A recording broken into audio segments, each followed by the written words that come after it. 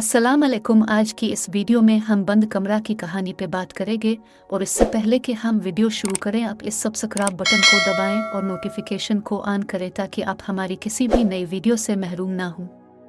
ये आज से तकरीबन 30 साल पहले का वाक़या है जो मेरे साथ पेश आया था। मैं अपनी नौकरी के लिए सखर आया था। यहाँ मेरे मामू रहते थे तो कुछ दिन में उनके घर ठहर गया कि जब तक कहीं और मेरा रहने का बंदोबस्त नहीं हो जाता। मामू जान के घर में कई सालों के बाद आया था। बचपन में कभी अम्मा जान के साथ आया करता था।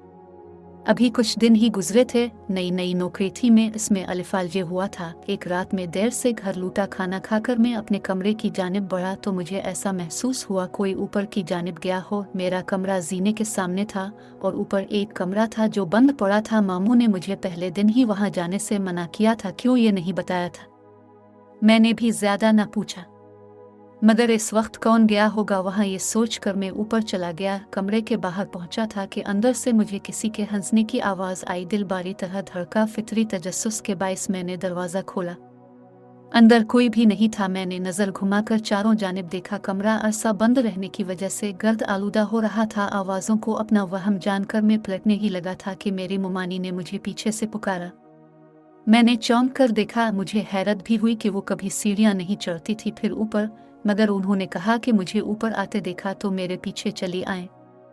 मुझसे पूछा तो मैंने बताया कि मुझे लगा कोई यहाँ आया है, देखने चला आया। खैर मैं उनके साथ नीचे आने लगा। अभी 2-3 सीढ़ियाँ ही आतारी होंगे कि मुझे महसूस हुआ कि कोई मेरे पीछे फिर हंसा हो, मगर वहाँ तो मुमानी थी। मैंने डरते डरते अपनी गर्दन घुमाई और मेरे होश अलिफाड़ गए। मेरे पीछे मुमानी के बजाय एक झुलसे हुए चेहरे वाली लड़की खड़ी थी जिसकी आंखें सुर्ख थीं।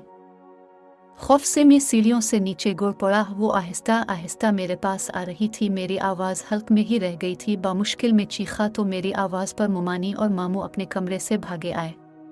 मेरी हालत बहुत गैर हो चुकी थी। मैं नीम बेहोशी में था, मगर मुझे वो लड़की अपने सामने महसूस हो रही थी। मामू शायद समझ चुके थे मुझे क्या हुआ है। उन्होंने मुझ पर दम किया और अपने कमरे में ले गए।